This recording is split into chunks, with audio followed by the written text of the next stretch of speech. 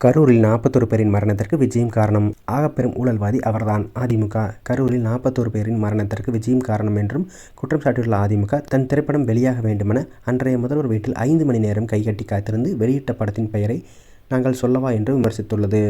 சென்னை அடுத்த மாமல்லபுரத்திற்கு அருகே பூஞ்சேரியில் த.வே.க. நிர்வாகிகளின் ஆலோசனைக் கூட்டம் நடைபெற்றது. இந்த கூட்டத்தில் பேசிய தமிழக வெற்றிக் கழகத்தின் தலைவர் விஜய், அதிமுகவை ஊழல் சக்தி என்றும் பாஜகவுக்கு அடிமை கட்சி என்றும் மறைமுகமாக விமர்சித்திருந்தார். இந்த நிலையில் இந்த விமர்சனத்திற்கு பதிலடி கொடுக்கும் வகையில் அதிமுகவின் அதிகாரப்பூர்வ ஐ.டி. விங் தளம் மிக கடுமையான விமர்சனங்களை முன்வைத்துள்ளது.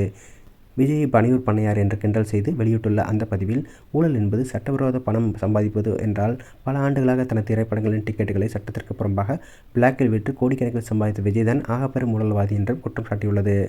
அதிமுகவின் வரலாறு என்பது மாநில உரிமைகளுக்காகவும் மக்களின் நலனுக்காகவும் வாதாடி போராடிய வரலாறுகளே தவிர ஒருபோதும் யாருக்கும் அடிமையாக இருந்ததில்லை என்று குறிப்பிடப்பட்டுள்ள அந்த பதிவில், விஜயின் கடந்த கால நிகழ்வுகளை சுட்டிக்காட்டி விவாதத்தை கிளப்பியுள்ளது. குறிப்பாக தனது திரைப்படம் வெளியாக வேண்டும் என்பதற்காக அன்றைய முதலமைச்சர் ஜெயலலிதாவின் வீட்டு முன்பு 5 மணி நேரம் கைகட்டி காத்திருந்தவர் விஜய் என்பதை சுட்டிக்காட்டியுள்ள அதிமுக, தன்னலம் கருதி அதிகாரப்பூர்வ மையத்திடம் மண்டியிடுவதும் ஒரு வகை ஊழல்தான் என்றும் சாடியுள்ளது.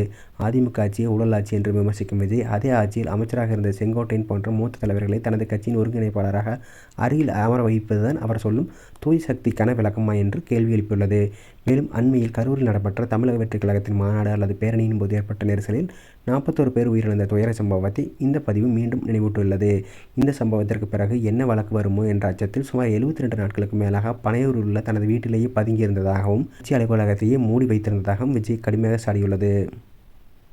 உயிரிழந்தவர்களின் வீடுகளுக்கு சென்று நேரில் ஆறுதல் கூறாமல் பாதிக்கப்பட்டவர்களை தனது வீட்டிற்கு வரவழைத்து பார்த்தது பண்ணையார்த்தனம் என்று குறிப்பிட்டுள்ள அதிமுக, இதற்காக அவருக்கு டாக்டர் பட்டமே கொடுக்கலாம் என்றும் எள்ளி நகையாடியுள்ளது. கரூரில் உயிரிழந்தவர்களுக்காக நேரில் சென்று கண்ணீர் துடைக்காமல் கிளிசரின் கண்ணீரோடு புகைப்படங்களுக்கு அஞ்சலி செலுத்தி அந்த நிகழ்ச்சியும் தனது சுய விளம்பரத்திற்காக விஜய் பயன்படுத்திக் கொண்டதாக அதிமுக ஐ.டி. விங் விமர்சித்துள்ளது.